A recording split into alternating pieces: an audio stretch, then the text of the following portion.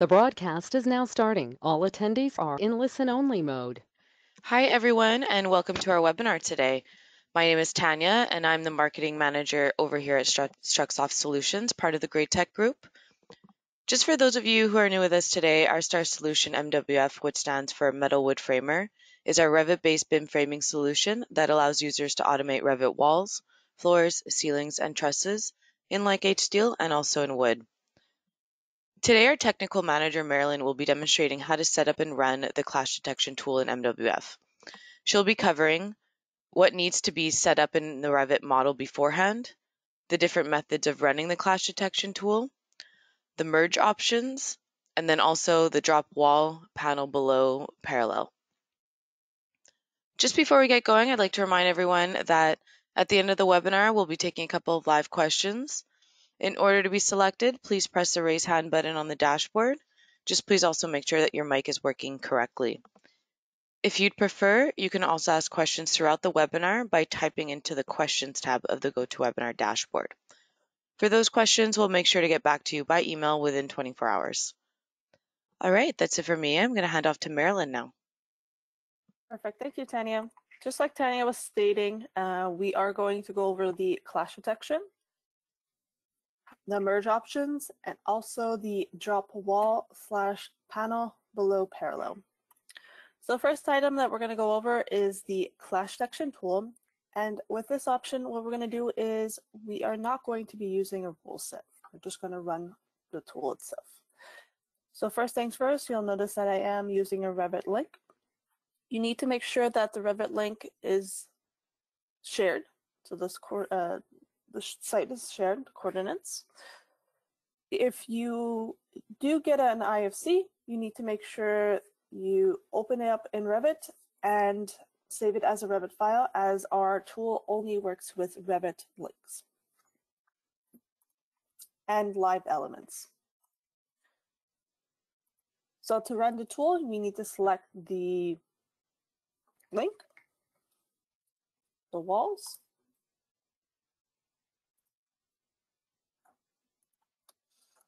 go into the MWF tab. We're going to go into interference and we're going to hit the clash section.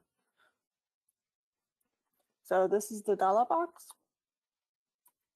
So we have a couple of options here. We have the angle and parallel tolerance. These are if you need to add any additional tolerance to the link itself. And this option here is when we run the tool. So let's say, for example, you have 1,000 walls. Instead of us running the tool on all of the 1,000 walls, what we'll do is we'll make it into groups. So the process is much faster. So in this case here, we'll take the first 250 walls, run the tool, then take the next group of the 250. So again, like I said, the running portion is going to be much faster. Here's our rule set. We will go back to that. Here, if I am going to be using any links, I need to make sure this is checked. We will go back with this after, and we also support arc walls. Since we are not using a rule set, this is our clash categories that we're going to clash against. So again, if there's anything on this list that you don't want us to clash against, you just need to make sure you turn it off. So let's say, for example, casework is something I don't want. I just need to make sure I uncheck it. Let's say, for example, electrical fixtures and maybe plumbing fixtures. These are things I don't want to clash against. So I have to have it unchecked. After that, we're going to hit the blue check mark.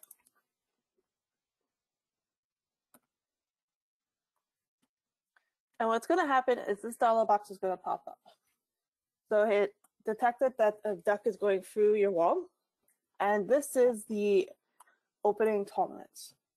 So the opening itself is going to be the height and length or width and length of the element that we're going to clash against. However, we have the option to put tolerance around it. So in this case here, I want a tolerance of 1/4 inch on the left, right, top. However, for the bottom, I'm going to keep it as 0 because I want it to be flush. You also have the option to place a marker. However, if you do keep it blank, it is going to be reading the opening framing in the panels property tab in the miscellaneous. You also have the option to say apply for all. So what this is going to do is this information you have here will apply on all of the openings that the tool is going to be running at this moment.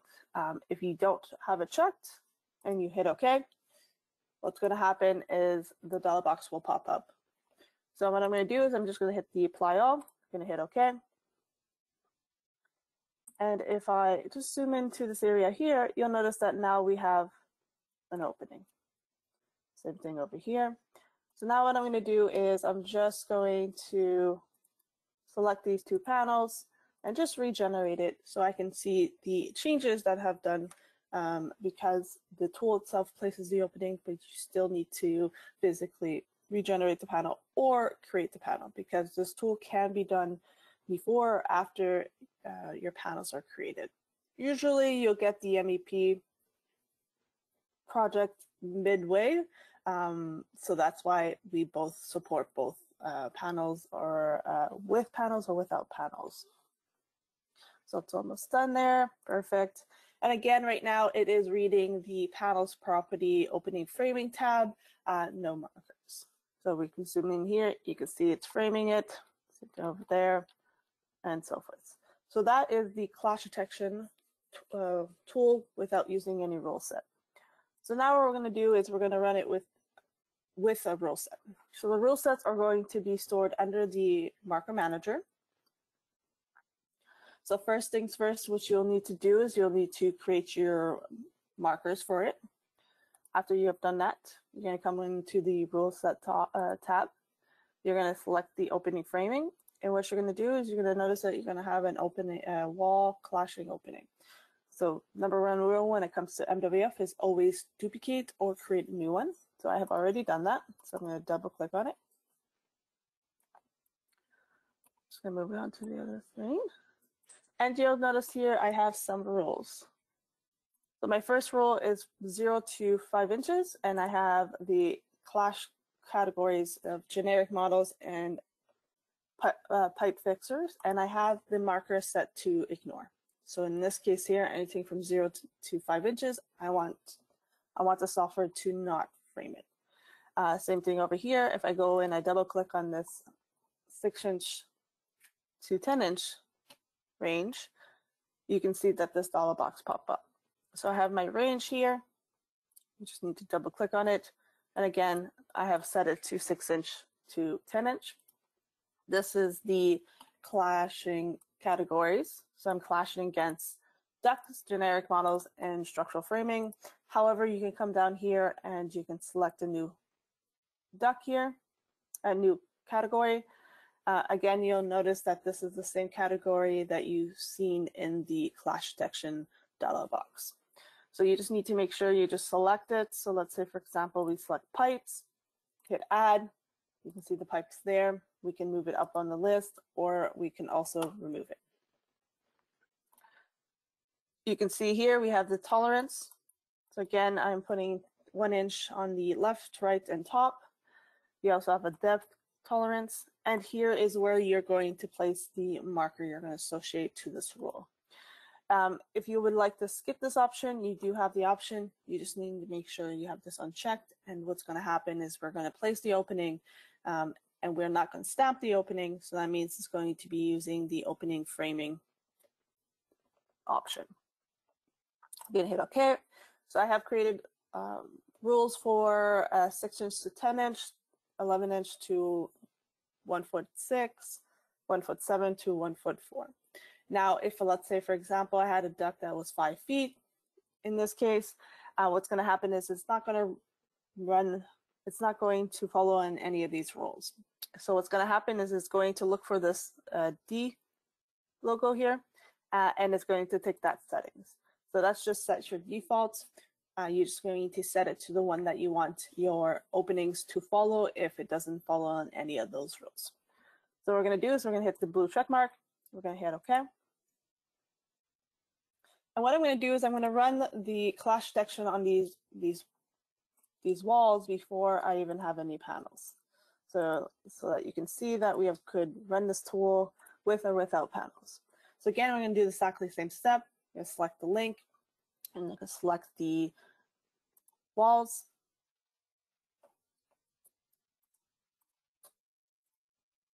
Go into my class section. And instead of using this category here, we're going to come in here and we're going to say use that rule set. We're going to hit OK. And you're going to notice that dialog box doesn't pop up because we already have that set up in the rule set, and it just pulled from the rule set. So you can see there are all my ducks. And what I'm going to do is I'm just going to take these guys here, and I'm just going to create him. And then basically what's just happening right now is just placing our studs, and then it's also going to be recognizing those openings. And then frame around them. So we're almost done. That's our last one.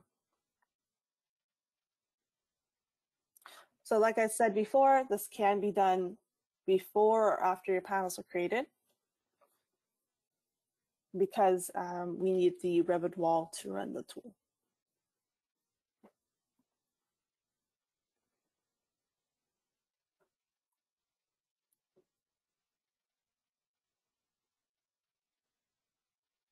So it's almost done. You can see it's just creating the last one right now.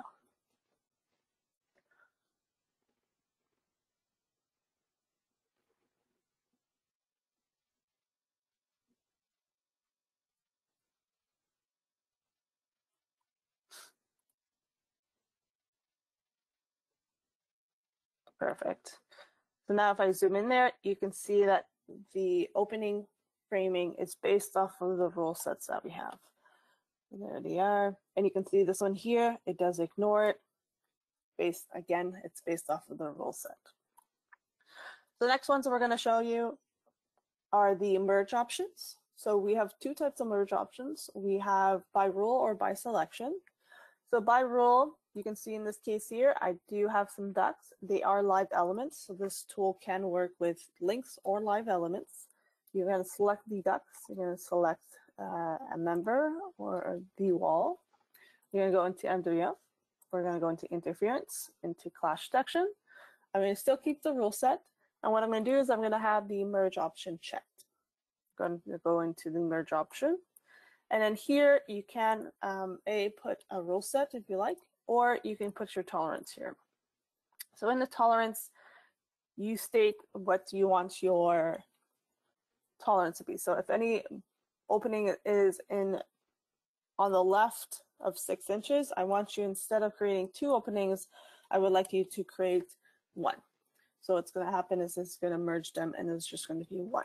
So in this case here, I have 2 decks that are very close. It's within 6 inches. So what's going to happen is it's going to create 1 opening instead of 2. I'm going to hit OK. I'm going to hit the blue check mark. And you can see here we have 1 opening. And also if I go into the markers, apply opening type. So again, I was using a rule set. You can see that the opening type is selected. There is a duck in there. So if I do regenerate this panel, it is going to be based off of the rule set data that I have there.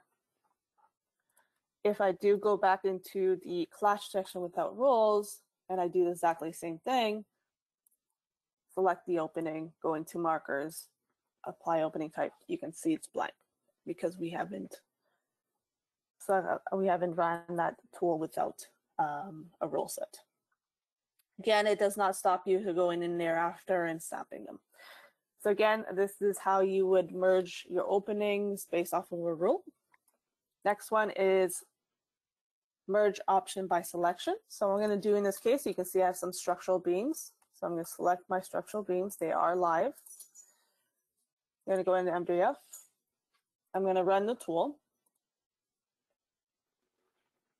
I'm going to have the merge option to unchecked. And you hit the blue check mark. And what you're going to notice is that we have created 2 openings. if I do frame this panel,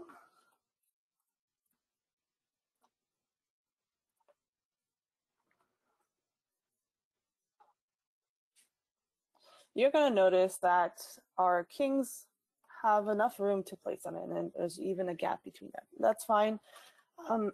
But let's say, for example, I did have 2 kings. It's not going to have enough room, or in this case here, because they're very close, I need to have 1 opening instead of 2. However, we already ran the clash detection. So what we can do in this case is we can select the openings itself. We're going to go into MWF, into the interference, and we're going to hit the merge openings by selection. You're going to hit it. You're going to notice that now there is 1 opening. However, you need to go back into the markers, apply opening type, and select the marker you would like in there. Because when you use the selection, we don't restamp them. So now, since it's not stamped, it's just going to be reading the opening framing in the panels property. Next one I'm going to be showing you is the drop wall / panel below parallel. So you can see in this case here, if I go back into a front view, you see I have a duct here, an I-beam. Same thing over here. And you can see that my wall is going to the top of it. You see I have panels, but the panels is reading the wall height. So what we can do is we can use the drop the parallel tool. So I'm going to select the wall and the I-beam. We're going to go to interference, and we're going to hit the drop wall / panel below parallel. This dialog box is going to pop up, and in here is where you're going to put your settings. So again, you'll notice that we have the tolerance, we have the grouping. This is our clash categories that we can run against. So you have your structural beams, pipes, ducts for using any links.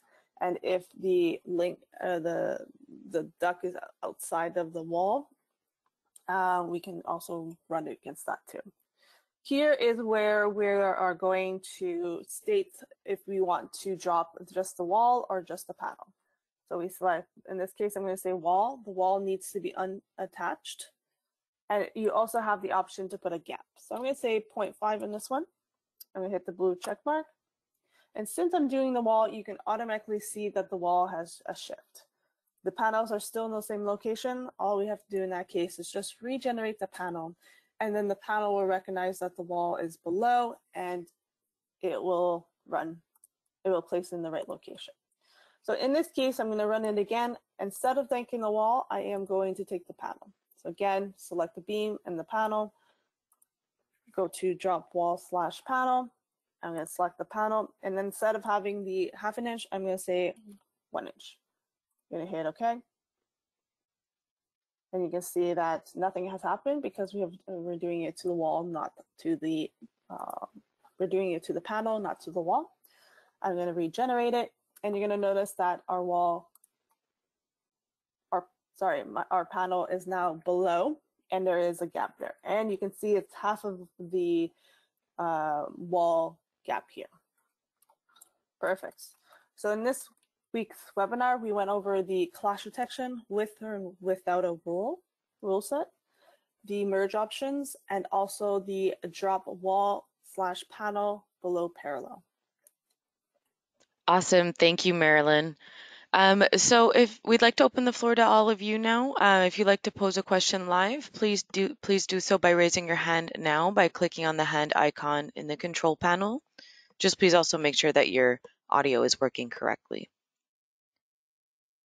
And just while we wait for any potential questions to come through, just like to remind everyone that the recording of the presentation will be available tomorrow.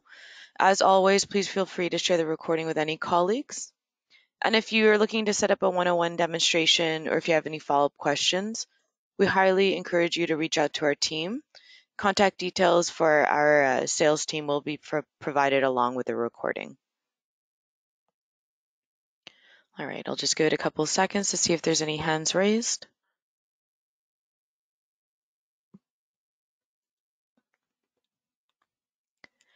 All right, well, that looks like it's a wrap for today.